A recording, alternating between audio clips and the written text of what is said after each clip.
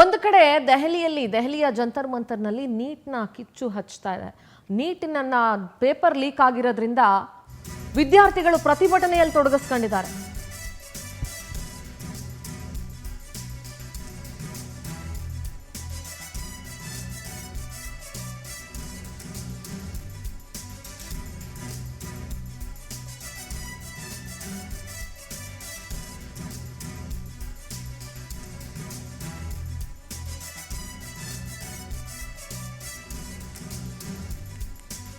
ಕೆಪಿಎಸ್ಸಿಯ ಮತ್ತೊಂದು ಭಾರಿ ಕರ್ಮಕಾಂಡ ಈಗ ಸ್ಫೋಟಗೊಳ್ತಾ ಇದೆ. ಪಶು ವೈದ್ಯಾಧಿಕಾರಿಗಳ ನೇಮಕಾತಿ ಪ್ರಕ್ರಿಯೆಯಲ್ಲಿ ಗೋಲ್ಮಾಲ್ ನಡೆದಿದೆ ಅಂತ ಹೇಳಿ ವೆಟರ್ನರಿ ಡಾಕ್ಟರ್ ಹುದ್ದೆಗೆ 80 ಲಕ್ಷಕ್ಕೆ ಡೀಲ್ ಆಗಿರೋ ಆರೋಪ ಕೇಳಿ ಬರ್ತಾ ಇದೆ. ಒಂದು ಹುದ್ದೆಯನ್ನ ಬರೋಬ್ಬರಿ 80 ಲಕ್ಷ ರೂಪಾಯಿಗೆ ಮಾರಾಟ ಮಾಡಿರೋ ಆರೋಪ ಕೇಳಿ ಬಂದಿದೆ. ಅಮಾನತಾದ ಶಿವಶಂಕರಪ್ಪ ಸಾಹುಕಾರ್ನ ಕೈವಾಡ ಇದರಲ್ಲಿದೆ ಅನ್ನೋ ಆರೋಪ ಇದೆ. ನೇಮಕಾತಿಯಲ್ಲಿ 60% ಅಕ್ರಮ ಆಗಿರೋ ಬಗ್ಗೆ ಗಂಭೀರ ಆರೋಪ ಇದೆ. ಇಡೀ ನೇಮಕಾತಿ ಪ್ರಕ್ರಿಯೆ ರದ್ದುಗೊಳಿಸುವಂತೆ ಆಕಾಂಕ್ಷಿಗಳು ಒತ್ತಾಯ ಮಾಡ್ತಾ ಇದ್ದಾರೆ. ವಿಧಾನಸೌಧ ಪೊಲೀಸ್ ಠಾಣೆಯಲ್ಲಿ 50 ಅಭ್ಯರ್ಥಿಗಳು ದೂರನ್ನ ಕೊಟ್ಟಿದ್ದಾರೆ. ಪಶು ವಿದ್ಯಾರ್ಥಿ ಸಂಘಟನೆಗೆ ಬೆಂಬಲವನ್ನ ರೈತ ಮುಖಂಡರು ಕೊಡ್ತಾ ಇದ್ದಾರೆ.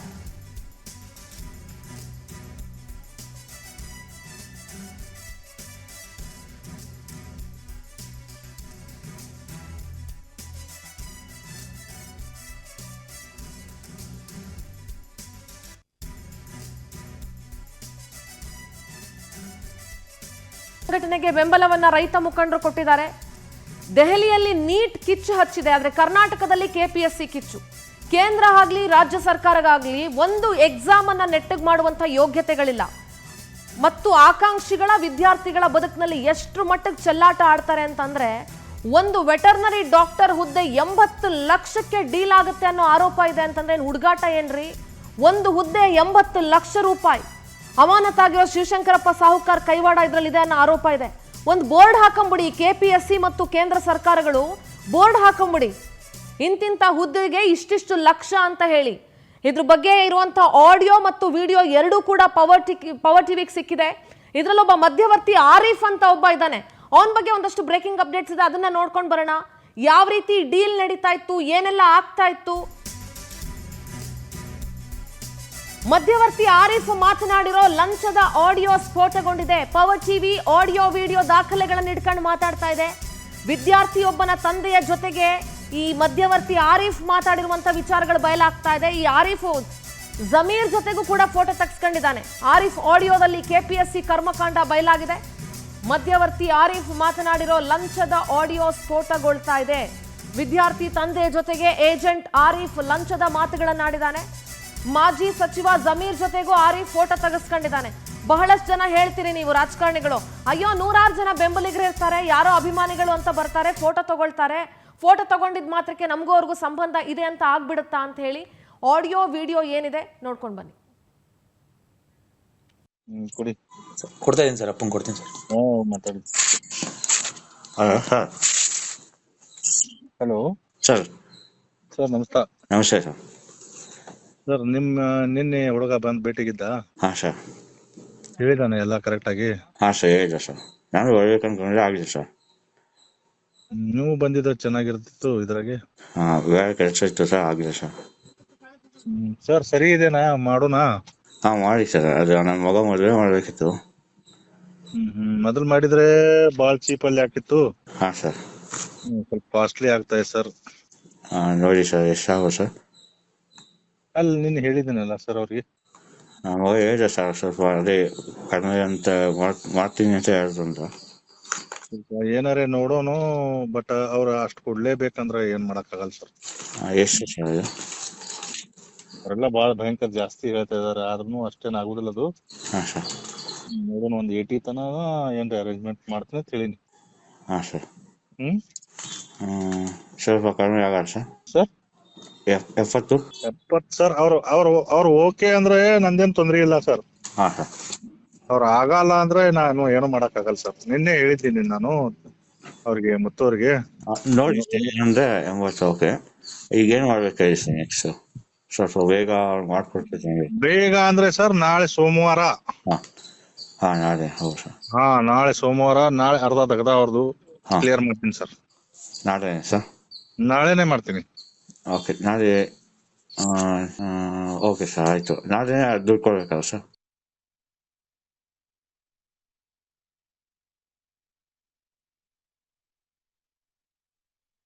ಜೊತೆಗೆ ಆರಿಫ್ ಮಾತನಾಡಿರುವಂತಹ ಆಡಿಯೋ ವೈರಲ್ ಆಗಿದೆ. ಆಡಿಯೋ ಈಗ ಪವರ್ ಟಿವಿಗೆ ಸಿಕ್ಕಿದೆ. ಇದರಲ್ಲಿ ಈ ಲಂಚದ ಕರ್ಮಕಾಂಡಗಳ ಮಾತು ಬಹಳ ಸ್ಪಷ್ಟವಾಗಿ ಗೊತ್ತಾಗ್ತಾ ಇದೆ. ಕೆಪಿಎಸ್ಸಿಯ ಕರ್ಮಕಾಂಡ ಏನು ಅಂತ ಹೇಳಿ 80 ಲಕ್ಷಕ್ಕೆ ಪಶು ವೈದ್ಯಾಧಿಕಾರಿಗಳ ಒಂದು ನೇಮಕಾತಿ ಪ್ರಕ್ರಿಯೆಯಲ್ಲಿ 80 ಲಕ್ಷಕ್ಕೆ ಒಂದು ಸೀಟ್ ಡೀಲ್ ಆಗುತ್ತೆ ಅಂತಂದ್ರೆ ಒಂದು ವೆಟರ್ನರಿ ಡಾಕ್ಟರ್ ಹುದ್ದೆಗೆ 80 ಲಕ್ಷ ಕೊಡಬೇಕಾ? ಈ ಕೆಪಿಎಸ್ಸಿ ಬೋರ್ಡ್ಗೆ ನಾಚಿಕೆ ಮಾನ ಮರ್ಯಾದೆ ಅಂತ ಏನಾದ್ರೂ ಇದೆಯಾ?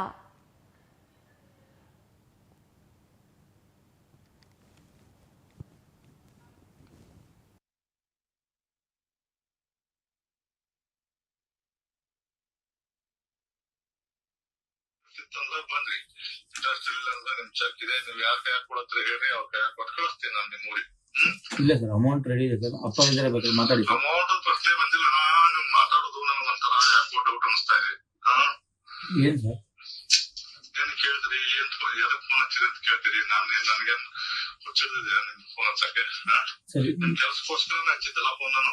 ಸರ್, ಅಪ್ಪ ಇದ್ದಾರೆ ಮಾತಾಡ್ತೀನಿ ಸರ್. ಕೊಡಿ. ಅಪ್ಪ ಹಲೋ. ಸರ್ ಹಾಂ ಸರ್, ನಮಸ್ಕಾರ. ನಮಸ್ಕಾರ ಸರ್. ಸರ್ ನಿಮ್ಗೆ ಇಂಟ್ರೆಸ್ಟ್ ಇದ್ರೆ ಮಾತ್ರ ಮಾಡ್ಲಿಕ್ಕೆ ಸಾಧ್ಯ. ನಿಮ್ಗೆ ಇಂಟ್ರೆಸ್ಟ್ ಇಲ್ಲ ಅಂದ್ರೆ ಏನ್ ಪರವಾಗಿಲ್ಲ, ನನಗೆ ಸಿಟ್ಟು ಇಲ್ಲ. ಇಲ್ಲ ನನ್ನ ಮಗ ಏನೋ ಸರ್ ಹೆಂಗಿದೆ ಇದು, ರಿಸ್ಕಿ ತಗದಿದೆ. ಈಗ ನಿಮಗೋಸ್ಕರನೇ ನಾನು ದುಡ್ಡು ಖರ್ಚು ಕೊಟ್ಟಿದ್ದೀನಿ ದುಡ್ಡು ತಗೊಂಬರಕ್ಕೆ.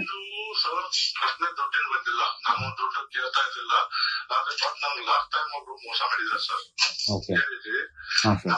ನಮ್ ಮುಸ್ಲಿಂ ಜನಾಂಗನೇ ನಮ್ಗೆ ಮೋಸ ಮಾಡಿತ್ತು. ಹಾಂ ಸರ್. ಇಬ್ರು ಜನ ಅಣ್ಣ ತಮ್ಮ ಕೂಡಿ ಹಾಂ ಸರ್. ಎಲ್ಲಾನು ಅದನ್ನ ಹೊರಗಡೆ ತರುಗಂಟಾನು ನಾನು ಮಾಡ್ಸ್ಕೊತೀನಿ ಅಂತ ಹೇಳಿದ್ರು. ಹಾಂ ಸರ್. ನಾನು ಫಸ್ಟ್ ಟೈಮ್ ವಿನೋದ್ಗೆ ಏನ್ ಹೇಳಿದ್ನಲ್ಲ ಅಷ್ಟೇ ಹೇಳಿದ್ದೆ. ಹಾಂ ಸರ್. ಅಮೌಂಟ್ ಕೆಲಸ ಆದ ಕೂಡಲೇ ಅರ್ಧ ಕೊಡ್ಬೇಕು, ರಿಸಲ್ಟ್ ಬಂದು ನಿಮ್ಮದು ಲಿಸ್ಟ್ ತೆಗಿತದ ಮಿಕ್ಕಿ ದುಡ್ಡು ಕೊಡ್ಬೇಕಂತ ಹೇಳಿದ್ದೆ ಅವ್ರಿಗೆ ಕೂಡ ಇದ್ದೇ ಹೇಳಿದ್ದು. ಹಾಂ ಸರ್. ಅವ್ರು ಏನ್ ಮಾಡಿದ್ರು, ಹಾಂ ಸರ್. ಎಲ್ಲಾನು ಕೆಲಸ ಸ್ಟಾರ್ಟ್ ಮಾಡ್ಲಿಕ್ಕಿದ್ರು.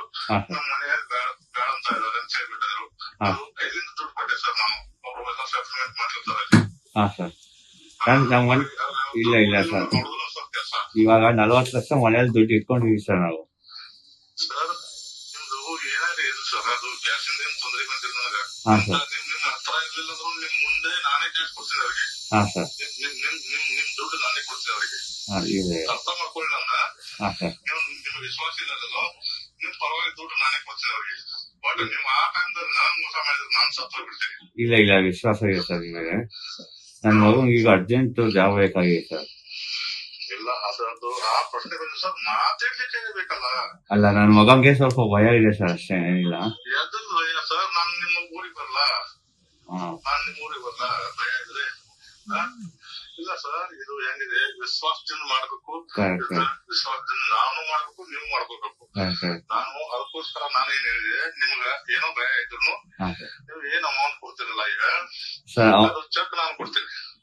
ಗೊತ್ತಾಯ್ತು ಸರ್, ಅವ್ನು ಹೇಳ್ದ ನನಗೆ, ನಾನು ತುಂಬಾ ನಂಬಿಕೆ ಇದೆ ಅಂತಾನೆ ಹೇಳ್ದ. ನೀವು ಅದಕ್ಕೆ ಯಾಕೆ ಭಯ ಪಡ್ಕೊತೀರ ಹೇಳಿ ಸರ್? ಅಲ್ಲ, ಈ ತರ ಯಾರು ಸಿಗಲ್ಲ, ಈ ತರ ಯಾರು ವ್ಯಕ್ತಿ ಸಿಗಲ್ಲ ಅಂತಾನೆ ಹೇಳೋದು ಸರ್ ನಾನು. ಹೇಳಿ ಸರ್, ನಮ್ಗೆ ಚೆಕ್ ಕೊಡುವುದೇ.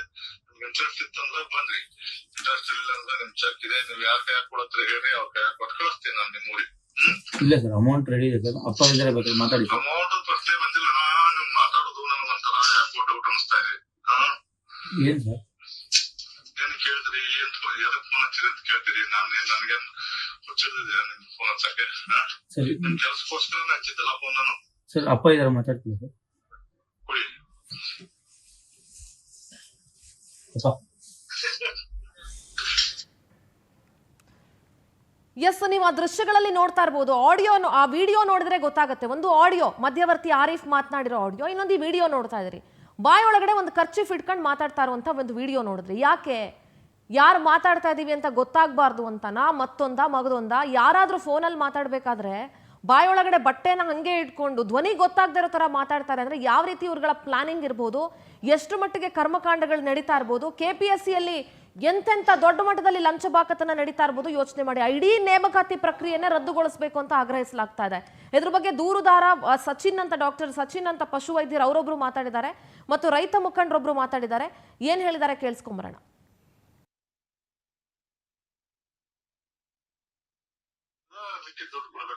ಜನವರಿ ಮಂತ್ ಅಲ್ಲಿ KPSC ಅವರು ನಮಗೆ ವೆಟರ್ನರಿ ಆಫೀಸರ್ ಅಂದ್ಬಿಟ್ಟು ಎಕ್ಸಾಮ್ ಕಂಡಕ್ಟ್ ಮಾಡ್ತಾರೆ.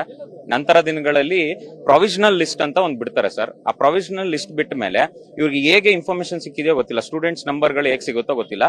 ಪ್ರತಿಯೊಬ್ಬ ಅಂದ್ರೆ ಮೇಜರ್ ಮೀಡಿಯೇಟರ್ಗಳು ಪ್ರತಿಯೊಬ್ಬ ವಿದ್ಯಾರ್ಥಿಗಳಿಗೂ ಆಲ್ಮೋಸ್ಟ್ ಫೋನ್ ಮಾಡಿದ್ದಾರೆ. 70 ರಿಂದ 80 ಲಕ್ಷ ಕೊಡಿ, ನಿಮ್ನ ಲಿಸ್ಟ್ ಅಲ್ಲಿ ಬರ್ಸ್ತೀವಿ ಅಂತ ಮಾತಾಡಿದ್ದಾರೆ.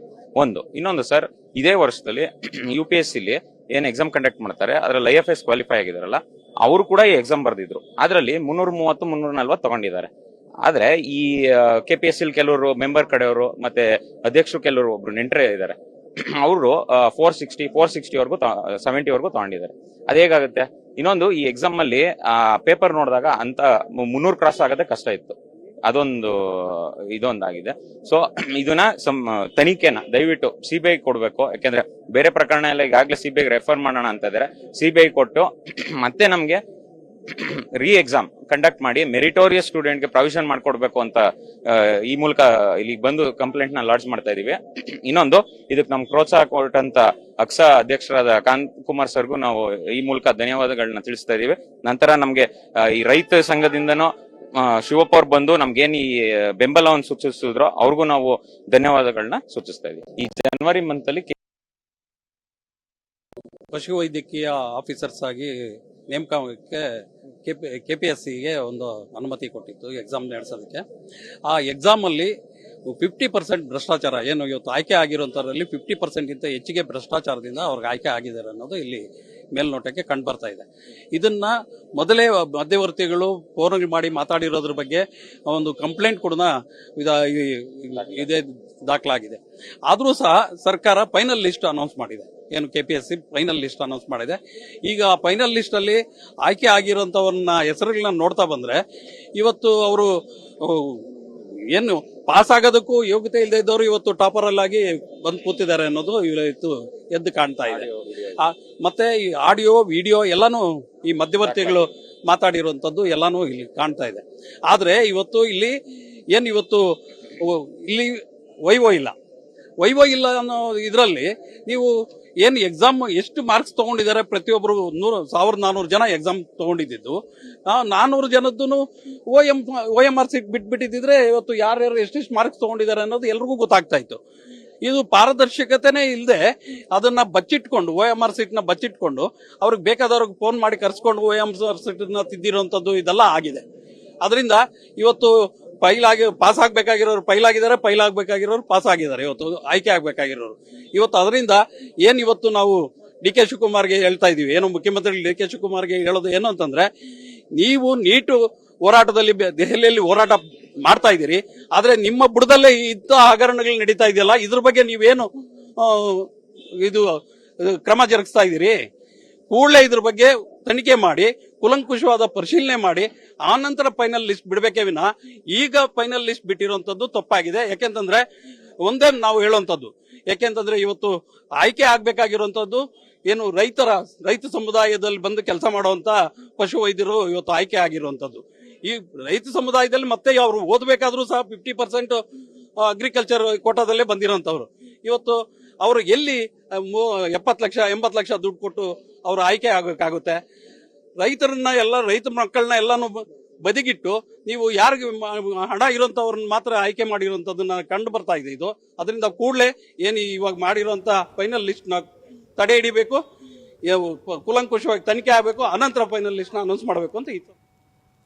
ನಿಮ್ಮ ಪ್ರತಿನಿಧಿ ಶಶಿಧರ್ ನೇರ ಸಂಪರ್ಕದಲ್ಲಿ ಜಾಯ್ನ್ ಆಗ್ತಾ ಇದ್ದಾರೆ. ಶಶಿಧರ್, ಒಂದು ಕಡೆ ನೀಟ್ ಪ್ರಶ್ನೆ ಪತ್ರಿಕೆ ಸೋರಿಕೆಯಾಗಿ ಅಲ್ಲಿ ವಿದ್ಯಾರ್ಥಿಗಳು ಪ್ರತಿಭಟನೆ, ಇನ್ನೊಂದು ಕಡೆ ಕರ್ನಾಟಕದ ಅತಿದೊಡ್ಡ ಕರ್ಮಕಾಂಡ ಈ KPSC ಕರ್ಮಕಾಂಡಗಳಿದೆಯಲ್ಲ, ಇದು ಪ್ರತಿ ಸಲ ನೋಡ್ತಾ ಇದ್ದೀವಿ. ಒಂದೆರಡು ವರ್ಷಗಳಲ್ಲ ಇದು ಆಗಿರೋದು, 10 ವರ್ಷಗಳಿಂದ ಈ KPSC ಕರ್ಮಕಾಂಡಕ್ಕೆ ಎಷ್ಟೋ ಜನ KPSC ತಗೊಳ್ಳೋದೇ ಬೇಡ ಅಂತ ಡಿಸೈಡ್ ಮಾಡಿರೋರು ಇದ್ದಾರೆ.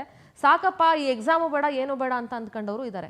ಎಸ್ಪೆಷಲಿ ಈ ಪಶುವೈದ್ಯಾಧಿಕಾರಿ ಪೋಸ್ಟ್ಗೆ 80 ಲಕ್ಷಕ್ಕೆ ಬೇಡಿಕೆ ಇಟ್ಟಿರುವಂಥ ಆರೋಪ, 80 ಲಕ್ಷ ಲಂಚ ತಗೊಂಡಿರೋ ಆರೋಪ ಇದೆ. ಏನು ಹೇಳ್ತೀರಾ ಈ ಪ್ರಕರಣ ಸಂಬಂಧ ಶಶಿಧರ್? ಸುಂದರ, ಇದು ಒಂದು ರೀತಿ ಗಂಡ ಹೆಂಡತಿ ಸಂಬಂಧ ಇದ್ದಂಗೆ ಸರ್ಕಾರ ಮತ್ತೆ KPSC ಇದು. ಯಾಕಂತಂದ್ರೆ ಅಲ್ಲಿ ನೇಮಕ ಮಾಡಬೇಕಾದ್ರೆ ಹಣ ಕೊಟ್ಟರೆ ಮಾತ್ರ ಅಲ್ಲಿ ಸದಸ್ಯರನ್ನಾಗಿ ಅಧ್ಯಕ್ಷರನ್ನಾಗಿ ನೇಮಕ ಮಾಡೋದು. ಅವರನ್ನು ನೇಮಕ ಮಾಡೋ ಉದ್ದೇಶ ಏನಂತಂದ್ರೆ ಈ ರೀತಿಯಾಗಿ ಯಾವುದೇ ರೀತಿಯಂತ ಪರೀಕ್ಷೆ ಬಂದಾಗಲೂ ಕೂಡ ವಿದ್ಯಾರ್ಥಿಗಳ ಹತ್ರ ಹಣವನ್ನ ಪೀಕಿ ಮಧ್ಯವರ್ತಿಗಳು ಮತ್ತೆ ಸರ್ಕಾರಕ್ಕೆ ಕೊಡುವಂತ ಕೆಲಸವನ್ನ KPSC ಮಾಡ್ತಿದೆ. ಅದ್ರ ಬದಲು ನೇರವಾಗಿ ನೋಟಿಫಿಕೇಶನ್ ಹೊಡಿಸ್ಬೇಕಾದ್ರೆ ಹೇಳ್ಬಿಡ್ರಿ, ಇಷ್ಟು ಹುದ್ದೆಗೆ ಇಂಥ ಹಣವನ್ನ ನಾವು ಇಷ್ಟನ್ನ ರೇಟನ್ನ ಫಿಕ್ಸ್ ಮಾಡ್ತೀವಿ, ಅಷ್ಟು ಹಣ ಇದ್ದಂಥವ್ರು ಬಂದು ಇಲ್ಲಿ ಕೆಲಸಕ್ಕೆ ಸೇರ್ಕೋಬಹುದು ಅಂತ ಹೇಳ್ಬಿಟ್ಟು ವಿದ್ಯಾರ್ಥಿಗಳು ಇವತ್ತು ಆಗ್ರಹವನ್ನು ಮಾಡ್ತಿದ್ರೆ, ಇದೇ ವಿಚಾರಕ್ಕಾಗಿ ಅದು ಬೇರೆ ಹುದ್ದೆಗಳಲ್ಲಿ ಹಣ ಮಾಡೋದು ಎಲ್ಲರೂ ಕೂಡ ಗೊತ್ತಿದೆ. ಆದ್ರೆ ಮೂಕ ಪ್ರಾಣಿಗಳಿಗೆ ಚಿಕಿತ್ಸೆ ಕೊಡುವಂತ ಹುದ್ದೆಗಳಲ್ಲೂ ಕೂಡ ಹಣವನ್ನ ಪೀಕಿದ್ದಾರೆ ಅಂತಂದ್ರೆ ಆ ಮೂಕ ಪ್ರಾಣಿಗೆ ಯಾವ ರೀತಿಯಾಗಿ ಟ್ರೀಟ್ಮೆಂಟ್ ಅನ್ನ ಕೊಡ್ತಾರೆ, ದುಡ್ಡಿದ್ದಂಥವ್ರು ಮೂಕ ಪ್ರಾಣಿಗಳಿಗೆ ಯಾವ ರೀತಿಯಾಗಿ ಅವ್ರನ್ನ ನೋಡ್ಕೊಳ್ಳೋದಕ್ಕಾಗುತ್ತೆ, ಪೋಷಣೆ ಮಾಡೋದಕ್ಕಾಗುತ್ತೆ ಅಂತ ಹೇಳ್ಬಿಟ್ಟು ಇವತ್ತು 80 ಲಕ್ಷಕ್ಕೆ ಡೀಲ್ ಆಗಿರುವಂತ ಹುದ್ದೆಗಳ ಬಗ್ಗೆ ಇವತ್ತು ವಿಧಾನಸೌಧ ಪೊಲೀಸ್ ಠಾಣೆಯಲ್ಲಿ ದೂರನ್ನ ಕೊಟ್ಟಿದ್ದಾರೆ. ಇನ್ನು ದೂರದ ಬಗ್ಗೆ ನಮ್ಮ ಜೊತೆ ಮಾತಾಡೋದಕ್ಕೆ ಕಾಂತಕುಮಾರ್ ಅವರು ನಮ್ಮ ಜೊತೆ ಇದ್ರೆ, ಬನ್ನಿ ಅವ್ರ ಜೊತೆ ಕೂಡ ಮಾತಾಡ್ಸೋಣ. ಕಾಂತಕುಮಾರ್, ಮೊದಲನೇದಾಗಿ ಪವರ್ ಟಿವಿನಲ್ಲಿ ಕೂಡ ತಮಗೆ ಧನ್ಯವಾದ ಹೇಳಕ್ಕೆ ಇಷ್ಟಪಡ್ತೀನಿ. ಯಾಕಂದ್ರೆ ಮೂಕ ಪ್ರಾಣಿಗಳಿಗೆ ಚಿಕಿತ್ಸೆ ಕೊಡುವಂತ ಹುದ್ದೆಗಳಲ್ಲಿ ಡೀಲ್ ಮಾಡಿದ್ದಾರೆ ಅಂದ್ರೆ ಇದಕ್ಕಿಂತ ದೊಡ್ಡ ದುರ್ದೈವ ಇನ್ನೊಂದಿಲ್ಲ. ಯಾವ ರೀತಿಯಾಗಿ ಈ ಒಂದು ದಂಧೆ ಆಗಿದೆ ಸರ್? ನೋಡಿ, ಇದು ಗ್ರೂಪ್ ಎ ಆಫೀಸರು 8 ವರ್ಷ ಆದ್ಮೇಲೆ ನೋಟಿಫಿಕೇಶನ್ ಕರೆದಿದ್ದಾರೆ. ಆ ಮೂಕ ಪ್ರಾಣಿಗಳಿಗೆ ಚಿಕಿತ್ಸೆ ಕೊಡೋಂಥ ಒಂದು ಡಾಕ್ಟ್ರದು ಆ ಒಂದು ಪೋಸ್ಟ್ಗೆ 80 ಲಕ್ಷ ಡಿಮ್ಯಾಂಡ್ ಮಾಡಿ 80 ಲಕ್ಷ ದುಡ್ಡಿಸ್ಕೊಂಡು ಹುದ್ದೆಗಳು ಕೊಟ್ಟು ಇವರು ಕೊನೆಯದಾಗಿ ಮತ್ತೆ ಅಲ್ಲಿ ಹೋಗ್ಬಿಟ್ಟು ರೈತರ ಹತ್ರ ಮೂಕ ಜೀವಿಗೆ ಚಿಕಿತ್ಸೆ ಕೊಡೋದಕ್ಕೆ ಭ್ರಷ್ಟಾಚಾರ ಮಾಡಿ ಅಲ್ಲಿ ಯಾವ ರೀತಿ ಚಿಕಿತ್ಸೆ ಕೊಡ್ತಾರೆ ಸರ್? ಪ್ರಾಮಾಣಿಕವಾಗಿ ಒಬ್ರು ಡಾಕ್ಟರ್ ಆಗಿದ್ರೆ ಅಲ್ಲಿ ಹೋಗ್ಬಿಟ್ಟು ಇದು ಮಾಡ್ಬೋದು. ಇಲ್ಲಿ 4 ಸತಿ ಫೇಲ್ ಆಗಿರೋ ಕ್ಯಾಂಡಿಡೇಟ್ಸು ಪಾಸ್ ಆಗ್ಬಿಟ್ಟು ಅಲ್ಲಿ ನೀವು ಲಕ್ಷಾಂತರ ರೂಪಾಯಿ ಲೂಟಿ ಮಾಡ್ತೀರಾ ಅಂತಂದ್ರೆ ಮತ್ತೆ ಎಷ್ಟು ಪಶು ಅದು ಏನು ಮೂಕ ಪ್ರಾಣಿಗಳು ಸಾಯ್ಬೇಕಾಗುತ್ತೆ ಸರ್. ಇವತ್ತು ಮನುಷ್ಯ ಸಾಯಲ್ಲ, ಇವತ್ತು ಮೂಕ ಪ್ರಾಣಿಗಳು ಸಾಯಂತ ಪರಿಸ್ಥಿತಿ ಬರುತ್ತೆ. ಆ ತರ ಚಿಕಿತ್ಸೆ ಅಲ್ಲಿ ಆ ತರ ಕರಪ್ಷನ್ ಆಗುತ್ತೆ. ಅಲ್ಟಿಮೇಟ್ ಏನೋ ಇಲ್ಲಿ ರೈತರು ಸಾಯ್ಬೇಕಾಗುತ್ತೆ. ಆ ಮೂಕ ಪ್ರಾಣಿಗಳನ್ನ ನಂಬಿಕೊಂಡು ಯಾರು ಜೀವನ ನಡೆಸ್ತಾ ಇರ್ತಾರೆ? ರೈತರು ಸರ್.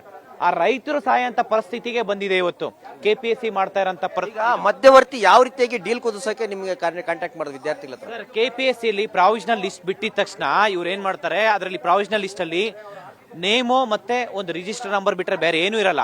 ಅಡ್ರೆಸ್ ಇರುತ್ತೆ, ಅಡ್ರೆಸ್ ಇರಲ್ಲ, ಫೋನ್ ನಂಬರ್ ಇರಲ್ಲ.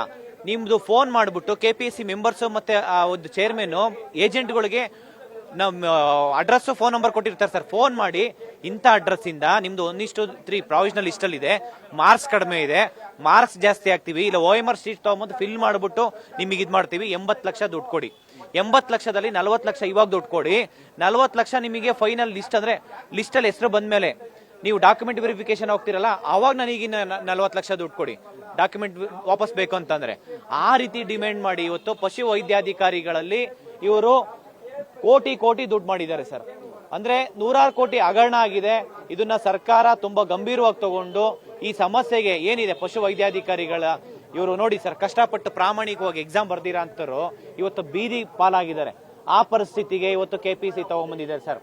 ಇದನ್ನ ದಯವಿಟ್ಟು ಇದನ್ನ ತುಂಬಾ ಸೀರಿಯಸ್ ಆಗಿ ತಗೊಬೇಕಂತ ಹೇಳ್ಬಿಟ್ಟು ಈ ಮುಖಾಂತರ ಕೇಳ್ಕೊಂತೀನಿ ಸರ್. ಇನ್ನೂ ಒಂದಷ್ಟು ಜನ ದೂರದಾರರು ಪಾಪ ನೊಂದಂತ ವಿದ್ಯಾರ್ಥಿಗಳು ಕೂಡ ಪಾಪ ವೈದ್ಯರು ನಮ್ಮ ಹತ್ರ ದುಡ್ಡಿಲ್ಲ, ನಾವೆಲ್ಲ ಹೋಗ್ಬೇಕು ಅಂತ ಹೇಳಿ ಕೂಡ ಒಂದಷ್ಟು ಜನ ಕಣ್ಣೀರ್ ಹಾಕುವಂತ ಪರಿಸ್ಥಿತಿ ಇವತ್ತು ಇಲ್ಲಿ ನಿರ್ಮಾಣ ಆಗಿದೆ ಸಿಂಧೂರ. ಇನ್ನೂ ಒಂದಷ್ಟು ಜನ ಮಾತಾಡಿಸುವಂತ ಪ್ರಯತ್ನವನ್ನ ಮಾಡ್ತೇನೆ. ಸಾಕಷ್ಟು ಜನ ಪಾಪ ನೊಂದಂತವ್ರು, ನಾವು ರೈತರ ಮಕ್ಕಳು, ನಾವೆಲ್ಲ ಹೋಗ್ಬೇಕಂತ ಕೂಡ ಹೇಳ್ತಿದ್ರು. ಸರ್, ತಾವು ನಮ್ಮಂತವ್ರ ಹತ್ರ ಹಣ ಇಲ್ಲ, ಏನ್ ಹೇಳಕ್ ಇಷ್ಟಪಡ್ತೀರಿ? ಸರ್, ಹಣ ಅನ್ನೋದಕ್ಕಿಂತ KPSC ಇರೋದು ಕಾನ್ಸ್ಟಿಟ್ಯೂಷನಲ್ ಬಾಡಿ. ಅದು ಮೆರಿಟೋರಿಯಸ್ ಸ್ಟೂಡೆಂಟ್ನೇ ಸೆಲೆಕ್ಟ್ ಮಾಡಬೇಕು ರೂಲ್ಸ್ ಪ್ರಕಾರ. ಮೇಲ್ಗಡೆ UPSC ಆಗೋ ಸ್ಟೇಟ್ ಲೆವೆಲ್ ಅಲ್ಲಿ KPSC ಅಂತ ಎಸ್ಟಾಬ್ಲಿಷ್ ಮಾಡಿದ್ದಾರೆ ಅಂಡರ್ ಆರ್ಟಿಕಲ್ 315 ಪ್ರಕಾರ. So the conduct of operation everything is governed under 320 article. So ಅದರಲ್ಲೇ ಹಿಂಗೆ ಕರಪ್ಷನ್ ಆಗುತ್ತೆ ಅಂದ್ರೆ ಇದು ಕಾನ್ಸ್ಟಿಟ್ಯೂಷನ್ ಎಸ್ಟಾಬ್ಲಿಷ್ಮೆಂಟ್ ಮೇಲೆ ನಮಗೆ ನಂಬಿಕೆನೇ ಹೋಗ್ಬಿಡುತ್ತೆ. ಓಕೆ ಸರ್, ಈಗ ದೂರು ಕೊಟ್ಟಿದ್ರಿ, ಏನ್ ಹೇಳಿದ್ರು ಪೊಲೀಸರು? ಈಗ ಸರ್, ಪೊಲೀಸ್ನವರು ನಾವು ಇದ್ರ ಬಗ್ಗೆ ತನಿಖೆ ಮಾಡ್ತೀವಿ ಅಂತ ಹೇಳಿದ್ದಾರೆ. ಯಾಕೆಂತಂದ್ರೆ ಕುಲಂಕುಷವಾಗಿ ನೀವೆಲ್ಲ ಡೀಟೇಲ್ಸ್ ಬರ್ಕೊಡಿ, ಹಗರಣಗಳಾಗಿದೆ ಅನ್ನೋದ್ರ ಬಗ್ಗೆ ಅಂತ ಹೇಳಿ ಮಾತುಕತೆ ಮಾಡಿದೀವಿ. ಅದ್ರ ಪ್ರಕಾರ ಎಲ್ಲಾನು ದೂರು ರೆಡಿ ಆಗ್ತಾ ಇದೆ. ಈಗ ದೂರನ್ನು ಕೊಡ್ತೀವಿ. ಯಾಕೆಂತಂದ್ರೆ ಏನು ಇವತ್ತು ಸರ್ಕಾರಕ್ಕೆ ಒಂದು ಮನವಿ ಮಾಡಲೇಬೇಕಾಗಿದೆ ಈ ಸಮಯದಲ್ಲಿ. ಏನು ಇವತ್ತು ದೆಹಲಿಯಲ್ಲಿ ನೀವು ಹೋರಾಟ ಮಾಡ್ತಾ ಇದ್ದೀರಿ, ಸಂತೋಷ. ಅಲ್ಲಿ ವಿದ್ಯಾರ್ಥಿಗಳಿದ್ದಾರೆ, ವಿದ್ಯಾರ್ಥಿಗಳ ಭವಿಷ್ಯಕ್ಕಾಗಿ ಹೋರಾಟ ಮಾಡ್ತಾ ಇದ್ದೀರಿ, ಸಂತೋಷ.